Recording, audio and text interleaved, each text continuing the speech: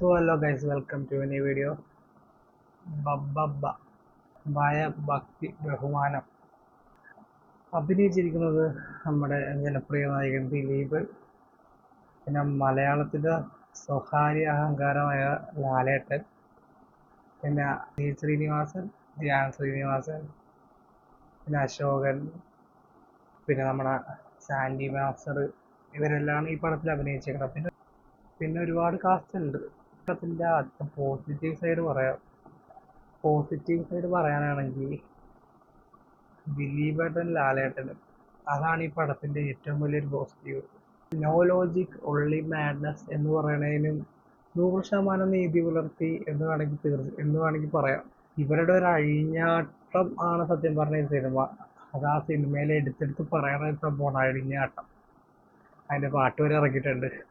ആ അഴിഞ്ഞാട്ടമാണ് ശരിക്കും ഈ സിനിമയെ എടുത്ത് വെച്ചേക്കണത്.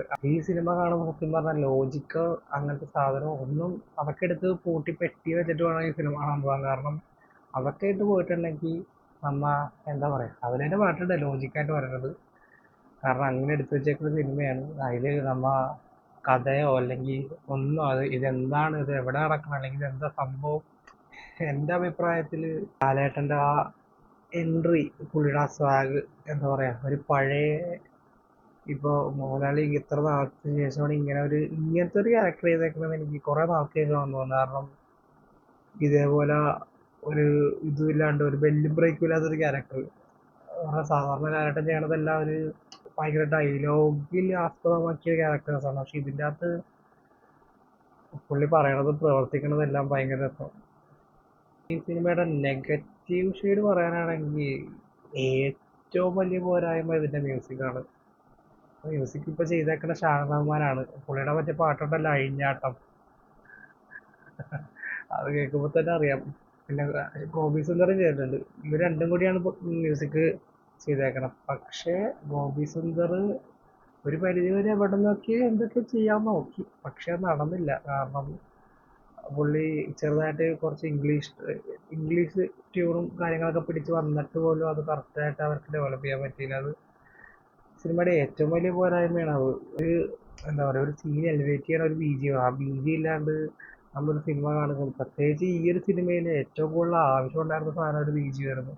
വേറെ നല്ല ബീജിയം. കാരണം ഇങ്ങനത്തെ ഒരു സ്റ്റോറി എടുക്കുമ്പോൾ മിനിമം അത്തരം ബീജിയം ഇല്ലെങ്കിൽ ആ പടത്തിന് ആ ഒരു ഹൈപ്പ് കിട്ടത്തില്ല. ഈവൻ ലാലേട്ടൻ്റെ എൻട്രിക്ക് പോലും ബീജിയം അത്ര നല്ലതാണെന്ന് പറയാൻ പറ്റത്തില്ല. പടം എഴുതിയിരിക്കുന്നത് നൂറിൻ ഷെരീഫും പിന്നെ റഹീം സഫറും കൂടിയാണ്. എന്നിട്ട് അവർ ആ സിനിമയ്ക്ക് അഭിനയിച്ചിട്ടുണ്ട്. എന്ത് കാര്യത്തിനാണെന്ന് എനിക്ക് മനസ്സിലാവുക.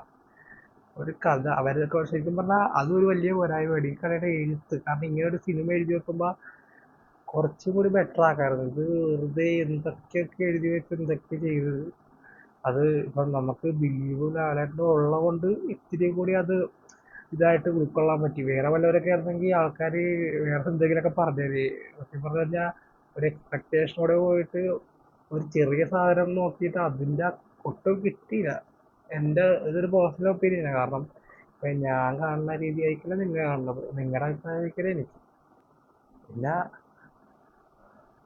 പിന്നെ ദിലീപേട്ട കേസിൽ പറയാനാണെങ്കിൽ പുള്ളിക്ക് പുള്ളി പഴയ ഒരു ഇത് വിട്ട് പുതിയൊരു സാധനം പിടിച്ച് നോക്കുന്നുണ്ട്.